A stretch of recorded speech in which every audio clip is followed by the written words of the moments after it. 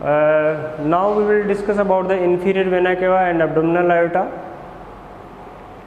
First of all, inferior vena cava. What is the inferior vena cava and how it is formed? Inferior vena cava is the largest and widest vein of the body, and it receives blood from the mostly from the lower limb and below the diaphragm, and it finally drain into the right atrium. So now how to form the inferior vena cava? We can see the diagram.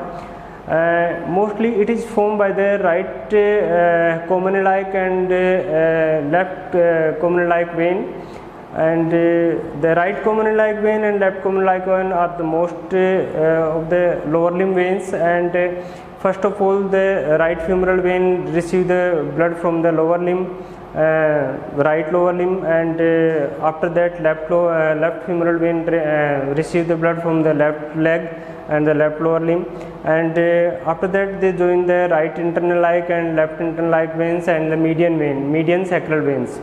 Then all the veins are drained into the, we can see drain into the right common-like vein and left common-like vein, and after that right common-like vein and left common-like vein join to form the inferior vena cava. And other tributaries are which is the most important part of the inferior vena cava, which are the lumbar veins. So first lumbar, second lumbar, third lumbar and fourth lumbar veins drain into the inferior vena cava. And the renal vein, one is the renal, right renal and left renal vein also drain into the inferior vena cava, and after that they drain into the right atrium. And so inferior vena cava is formed by the union of the right and left common-like veins, and in front of the body of the L5 vertebrae, below the aortic bifurcation and behind the right common-like artery. Here the right common-like artery, and this is the abdominal aorta. The inferior vena cava runs just right to the abdominal aorta, and abdominal aorta bifurcate at the level of the L5 vertebrae. So it ascends the course and termination. What is the course and termination of the inferior vena cava? It ascends in front of the vertebral column on the right side of the aorta. It turns forward on the right crest of the diaphragm to reach the groove on the posterior surface of the liver between the right lobe and caudate lobe of the liver. It pierces the central tendon of the diaphragm at the level of the T8 vertebrae. So it pierces the diaphragm at the level of the T8 vertebrae. This is the part of the diaphragm, and it pierces the diaphragm at the level of the T8 vertebrae. Now these are the different tributaries of the inferior vena cava. First of all, the superior gluteal vein and internal pudendal vein, obturator vein and lateral sacral vein, and they drain into the right internal like and left internal like veins. So right and left internal like veins receive blood from the pelvic muscle, skin, viscera of the pelvis and perineum and gluteal region, and after that the right external like vein and left external like veins which receive the blood from the right lower limb and left lower limb, and they join the right common like veins and left common like veins. After that right and left common like vein finally drain into the inferior vena cava, form the inferior vena cava and drain into the right atrium. And other tributaries are renal veins which receive blood from the kidney, adrenal vein which receive blood from the adrenal gland, and phrenic vein which receive blood from the diaphragm. And on the right side, hepatic vein which receive blood from the liver, gonadal veins which are ovarian vein, and testicular vein which receive the blood from the testis and the ovary. And one is the spinal cord and the body. These are known as lumbar veins. They all are drained into the inferior vena cava. Finally, it drain into the right atrium of the heart. So we can see the diagram of the heart. This is the inferior vena cava and this is the right atrium. It open into the right atrium. Inferior vena cava open into the right atrium. This is the superior vena cava which receives most of the blood from the upper part of the body or the above the diaphragm. So inferior vena cava terminates by the entering the right atrium of the heart. Inferior vena cava extend across the L4 to T8 vertebrae and is about twice the length of the abdominal aorta. Now what are the relations of the inferior vena cava? First of all, we can see the anterior relations of the inferior vena cava from below the upward to the structure anterior to inferior vena cava as ascents are the first of all root of the mesentery, and second right testicular and ovarian vein, and third is the third part of the duodenum and head of the pancreas and bile duct. This is the pancreas, this is the head of the pancreas, and this is the bile duct, common bile duct. Common bile duct which join with the main pancreatic duct and form the hepatopancreatic ampulla, which is enter into the second part of the duodenum at the level of the major duodenal papilla. And one is the portal vein. Portal vein formed by the union of the splenic vein and superior mesenteric vein, and it goes into liver. And one is the posterior surface of the liver. This is the liver. The posterior surface of the liver goes into the relations of the anterior part. And posterior relations are the right renal artery, right celiac ganglion, right suprarenal gland, right sympathetic chain, and medial border of the right psoas major muscles. And what are the tributaries of the inferior vena cava? I have discussed all tributaries. First of all, three tributaries formative veins are two common iliac veins and median sacral vein. This is the median sacral vein and these are the common iliac veins, and each common iliac vein receives an iliolumbar vein. Now you can see that three abdominal wall tributaries are first of all inferior phrenic vein, which receives blood from the diaphragm, and third and fourth lumbar vein, which receives the abdominal part, and the first and second lumbar vein end into the ascending lumbar veins. Now the three lateral visceral tributaries are right suprarenal vein, renal vein, and right testicular vein. So right suprarenal vein receives the blood from the suprarenal gland, renal vein by the kidney, and testicular or ovarian veins by the gonads. First of all, the right testicular vein and ovarian vein directly drain into the inferior vena cava, and the left testicular and ovarian vein drain into the renal vein, left renal vein. So the left suprarenal vein and left testicular ovarian vein drain into the left renal veins, and the three anterior visceral tributaries are right medial and left hepatic veins. These are the right medial and left hepatic veins which are drained into the inferior vena cava directly.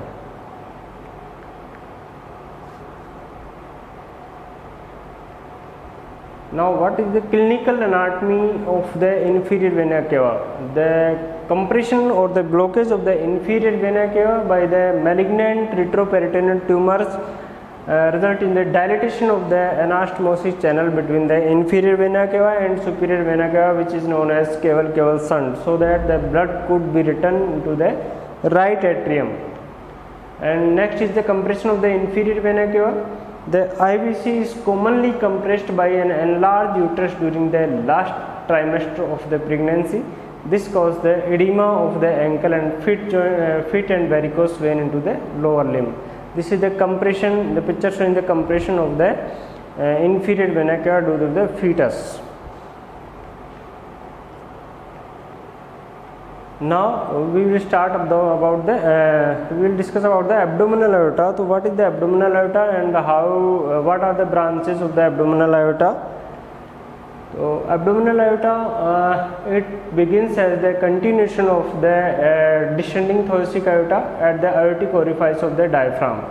So and opposite to the lower border of the T12 vertebrae or the intervertebral disc between the T12 and L1 vertebrae. So this is the abdominal aorta, and after that thoracic aorta is ending, the abdominal aorta start, and it pierces the diaphragm at the level of the T12 vertebrae.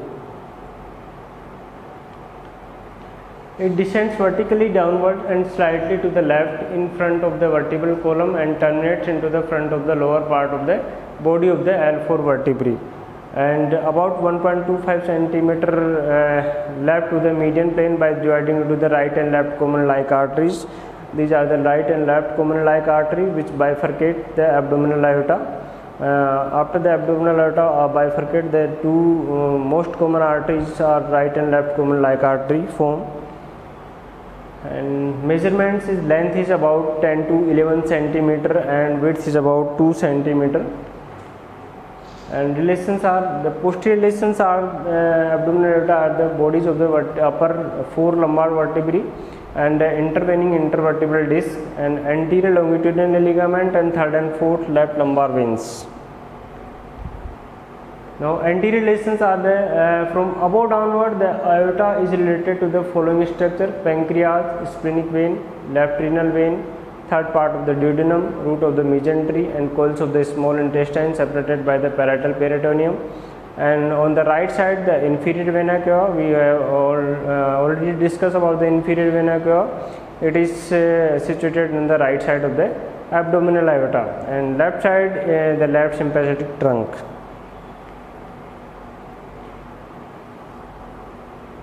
So three sets of the branches are three unpaired ventral branches of the gut to the gut and three paired lateral branches to the three paired glands: suprarenal glands, kidney and gonads.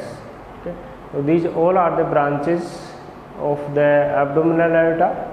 This is the inferior phrenic branches. This is the middle suprarenal branch. This is the celiac trunk, which is the most important branch of the abdominal aorta.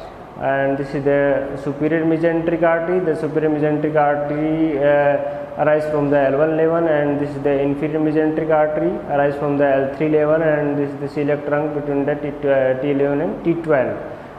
And after that it bifurcate into the right and left common like artery, and right and left common like artery further divided into the external and internal like artery. The external like artery is continuation into the femoral artery, and paired posterior lateral branches to the abdominal wall. And aorta also gives rise to the pair of the inferior phrenic artery, unpaired medial sacral artery and two terminal branches.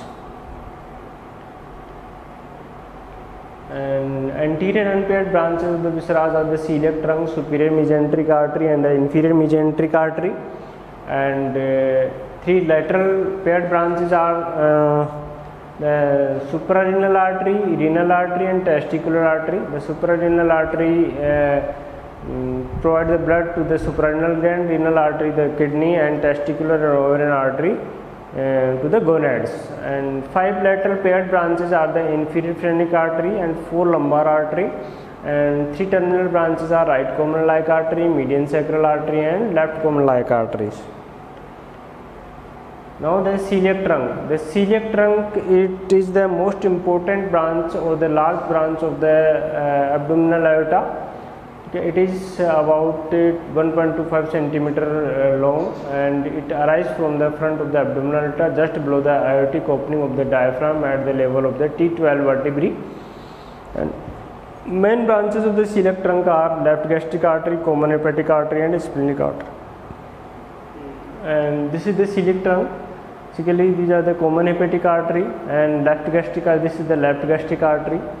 And splenic artery, this is the splenic artery which has tortuous course and supplies the blood to the spleen, and other branches arise from the spleens are for the gastric for the stomach. And common hepatic artery, it gives the gastroduodenal artery which gives the right gastroepiploic artery and the superior pancreaticoduodenal artery and right gastric artery and hepatic proper artery.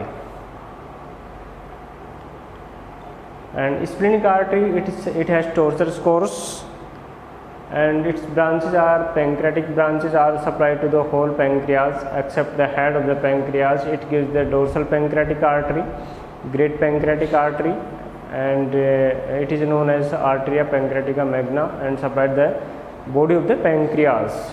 And caudal pancreatic artery supply the tail of the pancreas, and short gastric artery supply the fundus of the stomach.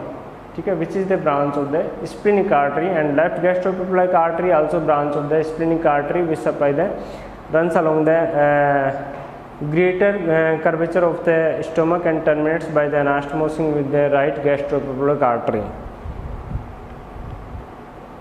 And one is the superior mesenteric artery. This is the level of the superior mesenteric artery is L1 level. It directly arises from the abdominal aorta and behind the body of the pancreas near its neck, level of L1 vertebrae, 1.25 cm below the origin of the celiac trunk.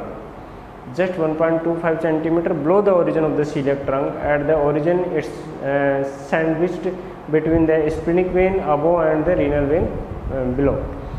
So it gives the branches, many branches: inferior pancreaticoduodenal branch, middle colic artery, right colic artery, ileocolic artery, and jejunal and ilium arteries. These all are the branches of superior mesenteric artery. All the branches arise from the its right side except the jejunum and ileum branches which arise from the left side. All the branches arise from the right side except the jejunal and ileal branches. These are the arise from the left side. So the right side of the intestine is supplied by the superior mesenteric artery. So anterior and posterior cecal arteries to the cecum, and appendicular artery to the appendix, and ileal branch to the terminal part of the ileum. This is the terminal part of the ileum. Now whole of the small intestine proper, jejunum and ileum, is supplied by the jejunum ileal branches of the superior mesenteric artery.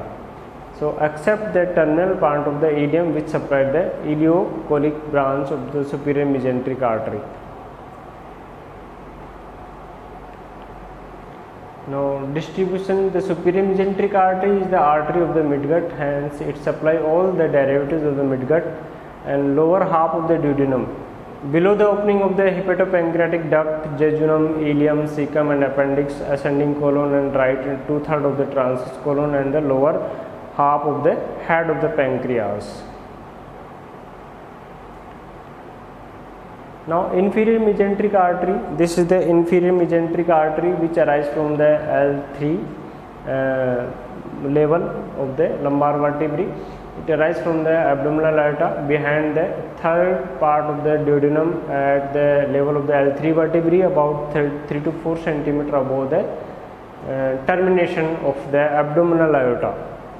This is the termination of the abdominal aorta into the right and left coronal-like vein. So it arises about 3 to 4 cm above the termination of the abdominal aorta. This is the inferior mesenteric artery which supply the most of the left part of the intestine. These all are the branches of the inferior mesenteric artery, and these all are the branches of the superior mesenteric arteries. Now left colic artery, branches are left colic artery, sigmoidal artery 2 to 3 in numbers, and superior rectal artery. It is a continuation. And distribution of the inferior mesenteric artery, this is the left part of the intestine, and the inferior mesenteric artery is behind the gut, hence it is supply all the parts of the gut derived from the hind gut. So left 1/3 of the transverse colon, this is the transverse colon, this is the descending colon, and this is the sigmoid colon. So left 1/3 of the transverse colon, descending colon, this is the descending colon, and rectum and upper part of the anal canal. It supply the all the part of the large intestine, left 1/3 part of the transverse colon, descending colon, and sigmoid and upper part of the anal canal. So this is the inferior mesenteric artery which is arise from the L3 level and gives the all the branches for the large intestine, left part of the large intestine. So we have already discussed in previous slides. So superior mesenteric artery gives the branches to the right part of the intestine. Thank you.